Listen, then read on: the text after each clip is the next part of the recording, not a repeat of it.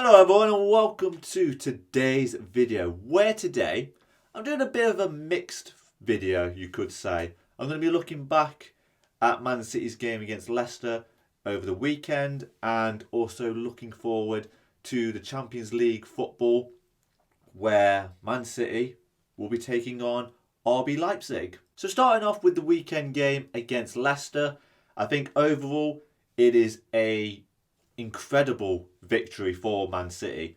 Like, Leicester are going to be one of those teams where they could get points against the likes of Chelsea, Man United and Liverpool and make the title race very, very open. And getting a 1-0 victory, whilst it would have been nice for a victory to be a bit higher and a few more goals scored, I think against oppositions like Leicester, you're going to have to grind out these results.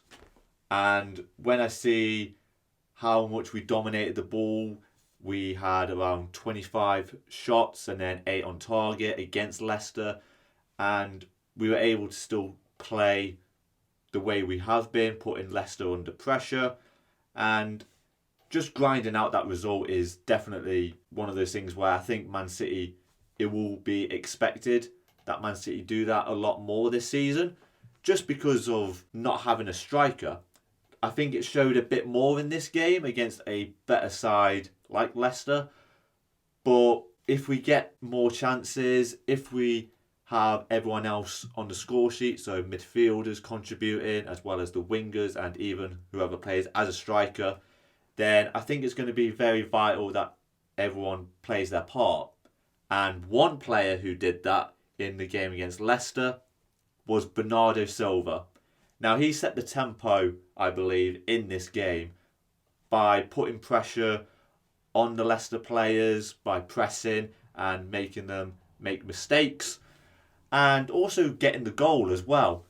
And even though, looking at the game, the shot that happened for Bernardo Silva, there was a deflected shot from João Cancelo, which landed to Bernardo, and Bernardo ends up smashing it into the back of the net. And I think it's just about being in the right place at the right time for our players. Like, just getting players in the box and just helping out the striker if needs be.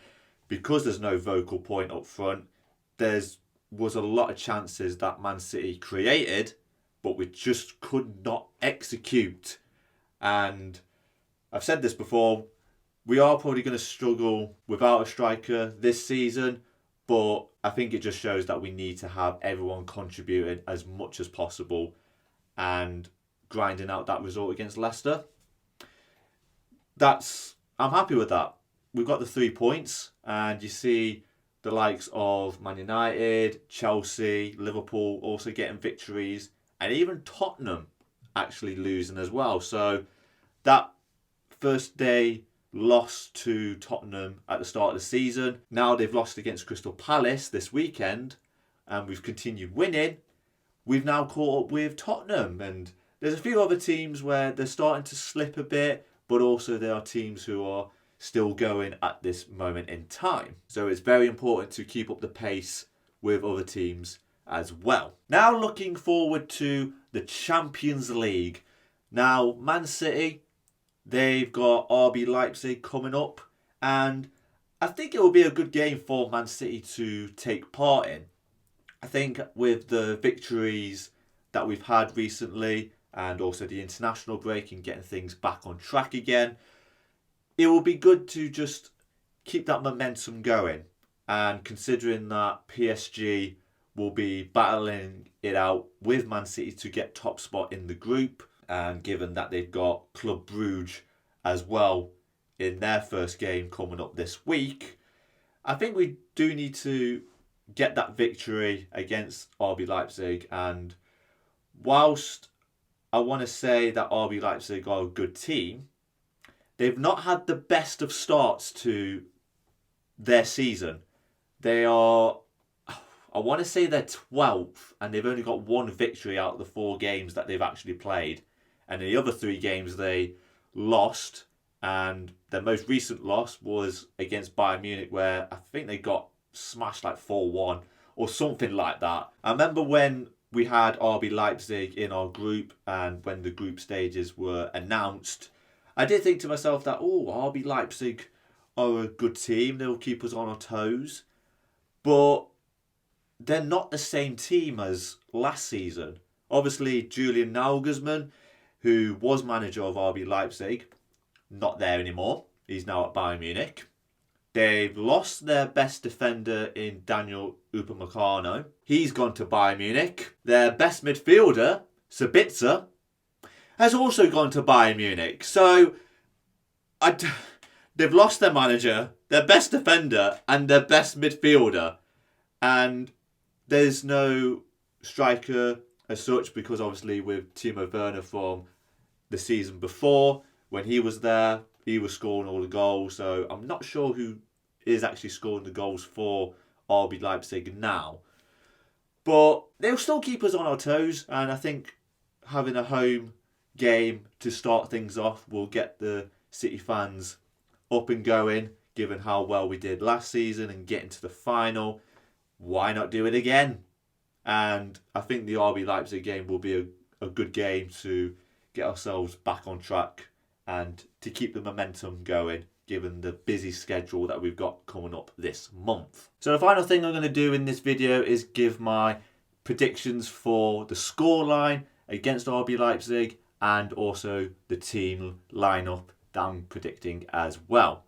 So for this game in particular, given how bad RB Leipzig are doing at this moment in time, I am going to go with a 3-0 victory to Man City. I think to keep that momentum going and how well we are doing and how bad RB Leipzig are doing, I could only see this going one way, to be honest.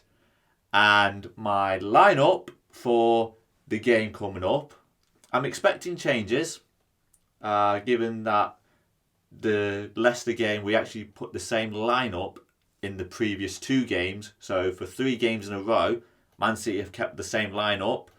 But I do expect changes to happen in this game. So in goal is Edison. There's no change there at all. And I think Kyle Walker will retain his position at right back. And I think John Stones will come in for Laporte and partner Ruben Diaz. And I think Zinchenko will come in as well to balance the back 4. In midfield, I'm expecting Rodri to keep his position and for Kevin De Bruyne to come back into the starting lineup alongside Gundogan. And then I think up front, we will have Riyad Mahrez, Ferran Torres a striker, and Raheem Sterling on the left. So there's a few changes, but not too many. But I feel like we need to add a lot of pace to this side rather than a lot of creativity. And I think we'll get that if we play Mahrez and Sterling on the wings. But anyways, that is my review of the Leicester game over the weekend and the preview to the RB Leipzig game coming up on Wednesday. I hope you have enjoyed my mixed review and preview. Would have done it in separate videos, but I've been busy over this weekend. Went to Derby and a few other things that have been going on over the weekend. So that's why I put the 2 videos into one, essentially. So if you did enjoy this video, be sure to give the video a like, subscribe for more Man City content, and let me know your thoughts on how the weekend games have been and what you think to the Champions League that is coming up. So until then, peace.